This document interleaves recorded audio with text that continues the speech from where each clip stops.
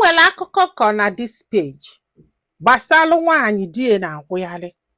So die kọrọ ịkpa ojide die yọba biko yọgide yọsịa. So ojidekwa ya again die yọbakwa biko yọsịa gafuga. Die na-eke ịkpa wee kogide ịkpa wee je wee tụba nwaanyị ime n'ezi. Nwaanyị afọ mụọrị ya nwa nwoke o. Mana ọ na-eti nwunye efe, nwunye amụgori ụmụ na-ese already before wee mee ihe a. So nwunye olowo ndị otisie nwunye efe gbu ya ọtọ kpọpụta ya n'iru ndị mmadụ. Nwunye wee bebe akwa besie si ya na ọtọ ọnụ wee gbala m bụ the last draw. Na ebe ị gbali ọtọ n'iru ụmụ akwụkwọ n'iru ndị mmadụ na o nwere ife ya jizi ọtọ ya eme. Na so na ya ma respect gị na ya ma ndobeziri gị arụ ya etinye si dobie before. So ịmago na ife afọ mesi o wee bela akwa jekwulu nwoke ọzọ. The man na-agụgụ na ịmago na fa na-abọ na-ebe akwa na-eru aka na-eme nna mpịa fa na-abọ sebi ibongi sesi ibongi dịka ụdị ime wee busie di ya amụrụkwa o wee mụọ dị nwa. N'ọka ọ mụsịrị dị nwa along the line maka na die na-alụ na ebe a na-enye n'ọbara die wee nene wee maa na ọ bụrụ nwa ya. So die wee chụọ ọnya si ya kulu nwa afọ pụba. Dịka wee kulu nwa ya wee na. Die wee je ete nwa afọ ọ tụbara ime n'ezi ya na mami ya na ya na-abọ biri. Die nakwari ụmụaka na-ese o. Na nke ọsị anya dulu wee na babụ sọ nke ọ mụrụ n'ezi. Nwunye wee sị ya n'imego ife karịrị 3 times njidesie gị gbaghalụ gị mụkwo nwa n'ezi mgbaghalụ gị wee luo ka m mere nke m ịjọ na ịma mgbaghalụ mana nsogbu adọrọ wee kulu nwa ya wee naba. Wee na lụọ bụrụ na the man tụbara ya imebi ezigbo mmadụ, the man settled her up like nyeli ya aka.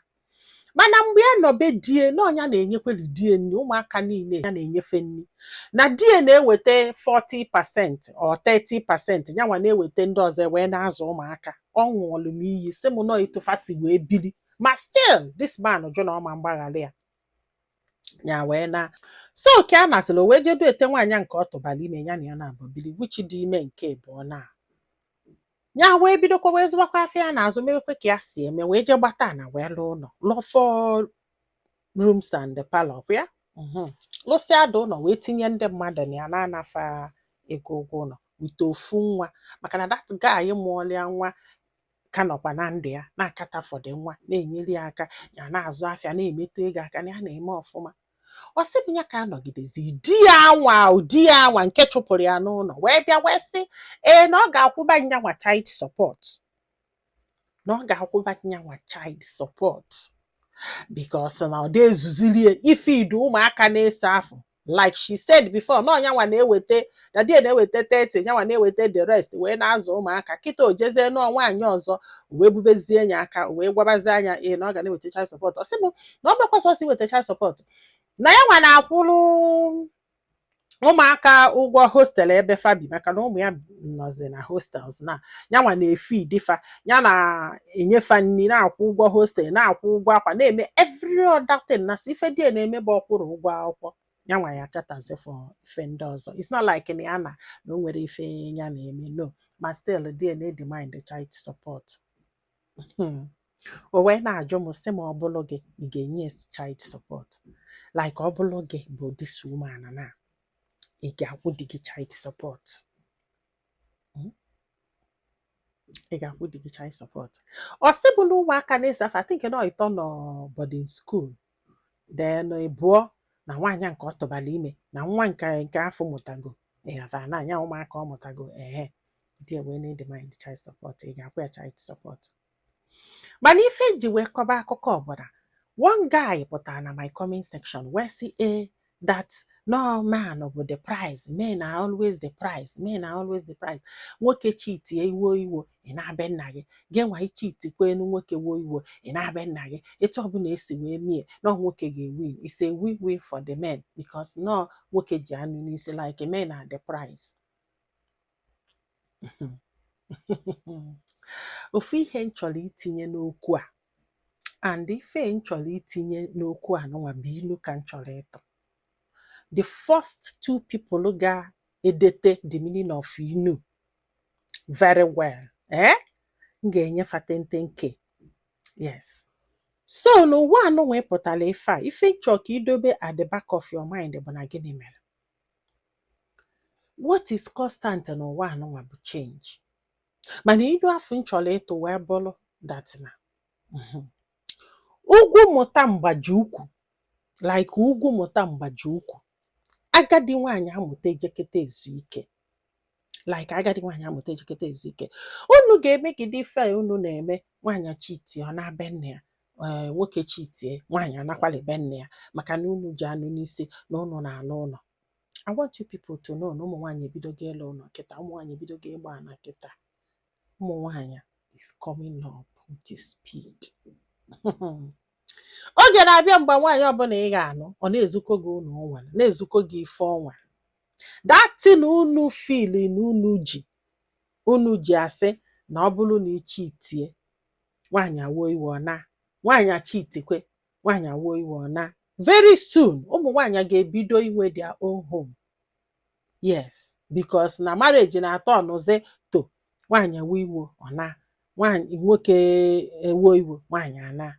Like this lady na akịta alụ 4 bedroom and parlor tinye mmadụ na ya na-akwụ ụgwọ, na die na demand the child support. Ọ bụ na nwaanyị afọ na akịta onwere ụlọ, ọ bụ na nwaanyị afọ na akịta onwere ife ọ na-alụ, ọ bụ na nwaanyị afọ na akịta na-agba akwụna, die kara ịdọ happy. Ọ man demand the child support because no chasili out oluokọtaba afụfụ maka na ọ mụrụ nwa akwịa. O wee lụzie emebe ọfụma, nwoke vụla amụ gbala ngada wee na-demand the child support. Nwaanyị na-enye gị nri, a woman that feeds you and your children.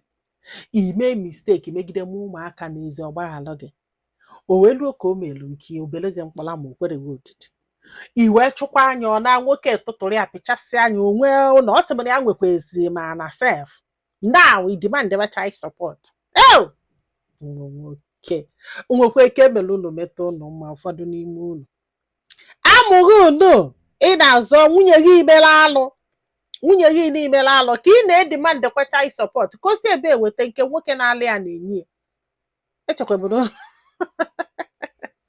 nke nwoke na-alụ ya na-enye ka ọ gbatara akwụna ka nke o weta gịnị ka ọ ga-enye. Echekwabodo unu sị na nwaanyị na-eke ikpa si elu nwoke nne ọ nwụrụ, nwaanyị na-eke ikpa na ọ na-egbu nwoke, nwaanyị ịchụpụrụ ịmara ife ọ na-alụ, ife sọrọ anya na-alụ ka ị na-edemand child support from. Amụkwanụ nwoke ya bụrụ nwoke, amụọ nwoke ya bụrụ nwoke, ala gbata ụgbọ chai. So nwanne m ọ bụrụ gị ga-enye child support, ga-enye child support ka a na-ekwu ihe a kịta okwu ha dị na court, a na-eme ha come today come tomorrow, come today come tomorrow, come today come tomorrow. Ike gwụrụ, ike gwụrụ. After that lady ọsịbụ na o melu ya agbaghara ya, o mekwa ọzọ ya agbaghara ya. Olu oke agbigwala ọ sị na o kwere si anya pụba ya wepụbara onwe ha kwado m aka ka nwee peace. Ọjị dị ya ma ihe aka ka nwee peace. Ọ sị bụ nne dị adọ happy na mgbe ya na ya na-abọbi na o nwere every week this man akụrị ya ife, every week ọ ga-akụrịrị ya ife. Ọ sị bụ na before ya tụọ ime na ọkwa na nwoke ọzọ afụlugo ngadi ya. Agwa m unu na ife ọbụla nwee limit. You can take, yes, ị ga-edinwe onye ọbụla nwelu point ọ ga-abụ olu ọ sị gị mba.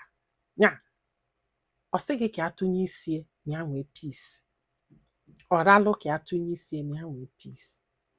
Akifugie